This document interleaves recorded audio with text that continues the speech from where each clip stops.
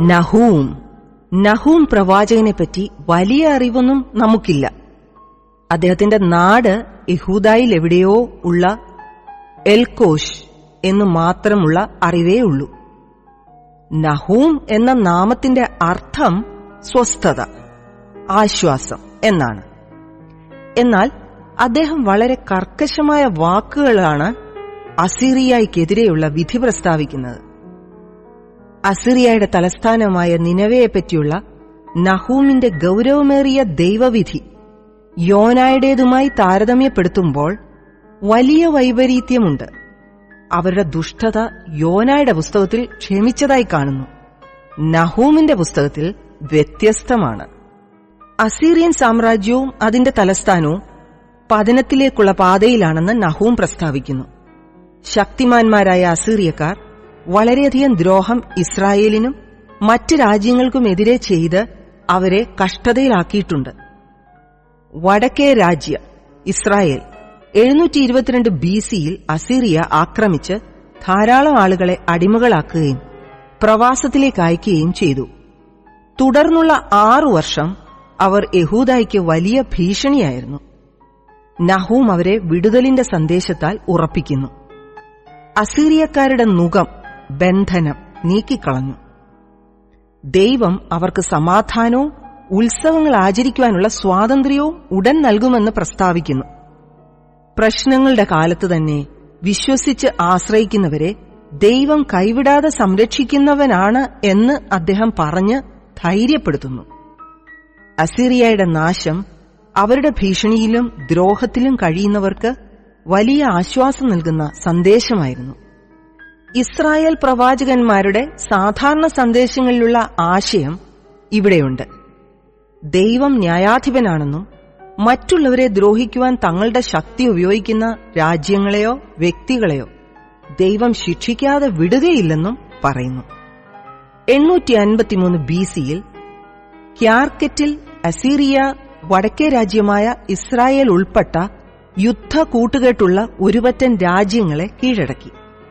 അതിനുശേഷമുള്ള 200 വർഷക്കാലം അസീറിയ ഏറ്റവും ശക്തമായ പശ്ചിമേഷ്യൻ രാജ്യമായി തുടർന്നു.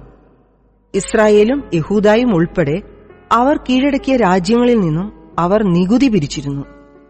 നഹൂം പ്രവാചകൻ ജീവിച്ചിരുന്ന കാലം വ്യക്തമല്ല, എന്നാൽ അത് 663 BC-ക്ക് ശേഷമാണെന്ന് അനുമാനിക്കാം. അക്കാലത്ത് അസീറിയ ഈജിപ്ത് നഗരമായിരുന്ന തേബസ് കീഴടക്കി. 612 BC-ക്ക് മുമ്പ് അസീറിയയുടെ തലസ്ഥാനമായ നിനവെ നശിപ്പിക്കപ്പെട്ടപ്പോൾ അവരെ ആക്രമിച്ച കൂട്ടുകക്ഷികളുടെ കൂടെ ബാബിലോണും മേദ്യയും ഉണ്ടായിരുന്നു. ഈ പശ്ചാത്തലത്തിൽ നഹൂമിന്റെ സന്ദേശം യഹൂദ രാജാവായ യോശിയാവിന്റെ കാലത്തുണ്ടായതാണെന്ന് കരുതാം. അതിനർത്ഥം അദ്ദേഹം സെഫന്യാവിനും ഇറമിയാവിനും സമകാലികനായിരുന്നിരിക്കണം.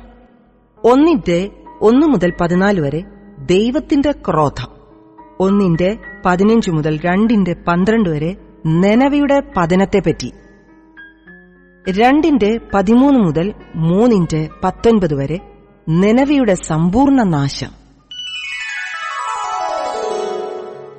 നഹൂം 1-ാം അധ്യായം. നീനവേയെക്കുറിച്ചുള്ള പ്രവാചകം. എൽകോശിനായ നഹൂമിന്റെ ദർശന പുസ്തകം. ദൈവം തീക്ഷ്ണതയുള്ളവനും യഹോവ പ്രതികാരം ചെയ്യുന്നവനുമാകുന്നു. യഹോവ പ്രതികാരം ചെയ്യുന്നവനും ക്രോധപൂർണനുമാകുന്നു.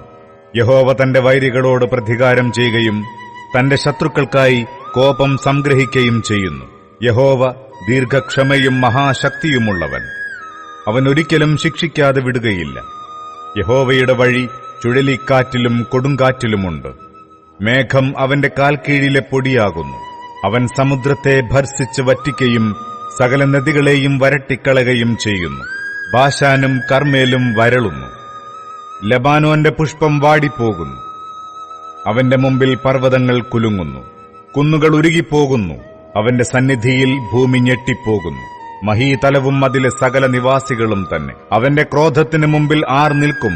അവന്റെ ഉഗ്രകോപത്തിങ്കൽ ആർ നിവർന്നു നിൽക്കും? അവന്റെ ക്രോധം തീ പോലെ ചൊരിയുന്നു. പാറകൾ അവനാൽ പിളർന്നു പോകുന്നു. യഹോവ നല്ലവനും കഷ്ടദിവസത്തിൽ ശരണവുമാകുന്നു. തങ്ങൾ ആശ്രയിക്കുന്നവരെ അവൻ അറിയുന്നു. എന്നാൽ കവിഞ്ഞൊഴുകുന്നൊരു പ്രവാഹം കൊണ്ട് അവൻ അതിന്റെ സ്ഥലത്തിന് മുടിവ് വരുത്തും. തന്റെ ശത്രുക്കളെ അവൻ അന്ധകാരത്തിൽ പിന്തുടരുന്നു. നിങ്ങൾ യഹോവയ്ക്ക് വിരോധമായി നിരൂപിക്കുന്നതെന്ത്? അവൻ മുടിവ് വരുത്തും.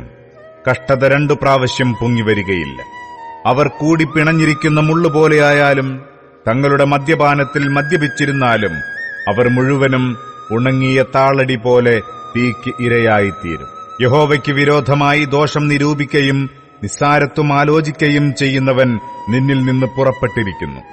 യഹോവ ഇപ്രകാരം അരുളിച്ചെയ്യുന്നു: അവർ പൂർണ്ണശക്തരും അവണ്ണം തന്നെ അനേകരുമായിരുന്നാലും അവർ അങ്ങനെ തന്നെ ഛേദിക്കപ്പെടുകയും അവൻ കഴിഞ്ഞു പോകുകയും ചെയ്യും. ഞാൻ നിന്നെ താഴ്ത്തിയെങ്കിലും ഇനി നിന്നെ താഴ്ത്തുകയില്ല.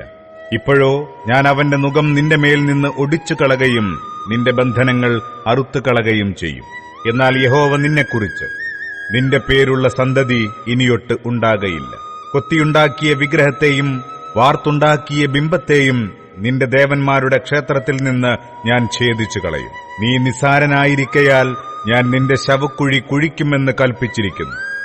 ഇതാ, പർവ്വതങ്ങളിന്മേൽ സുവാർത്താദൂതനായി സമാധാനം ഘോഷിക്കുന്നവന്റെ കാൽ.